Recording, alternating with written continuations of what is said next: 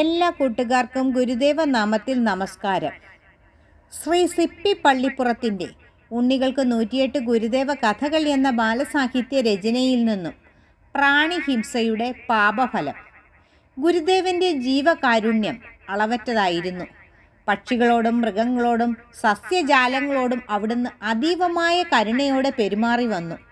മനുഷ്യനാകട്ടെ അമൃത് പോലെ ആ ദയാവായ്പ് എന്നും അനുഭവിച്ചു പോന്നു. ഒരിക്കൽ 5 തെങ്ങ് എന്ന കടലോര ഗ്രാമത്തിലെ ഒരു വീട്ടിൽ ഗുരുദേവൻ വിശ്രമിക്കുകയായിരുന്നു. പകൽ സമയം പറമ്പിലെ പഞ്ചാര മണ്ണിൽ കൂടി സാമാന്യം വലിയ ഒരു ഞണ്ട് കണ്ണുകളിൽ ആരോ കുത്തി നിർത്തിയ 2 ഈർക്കിൽ പന്തങ്ങളുമായി പ്രാണവേദനയോടെ ഓടി നടക്കുന്നത് ഗുരുദേവൻ്റെ ശ്രദ്ധയിൽപ്പെട്ടു. അവിടുന്ന് അത് ചെയ്തയാളെ അന്വേഷിച്ചു. അപ്പോൾ ആ വീട്ടിലെ പത്മനാഭൻ എന്ന പയ്യൻ്റെ പണിയാണിതെന്നും മനസ്സിലായി. കടലോരത്തു നിന്നും ഞണ്ടിനെ തനിക്ക് അപകടം പറ്റാതെ പിടിക്കാൻ മിടുക്കനായിരുന്നു പത്മനാഭൻ. എന്നിട്ട് അതിനെ കൊണ്ടുവന്ന് ഈർക്കിലിൽ പന്തങ്ങൾ ഉണ്ടാക്കി ആ സാധുജീവിയുടെ കണ്ണിൽ കുത്തി നിർത്തും. മണ്ണെണ്ണയൊഴിച്ച് തീ കൊളുത്തി കെട്ടഴിച്ചു വിടും. ഇതായിരുന്നു പത്മനാഭൻ്റെ ഇഷ്ടവിനോദങ്ങൾ.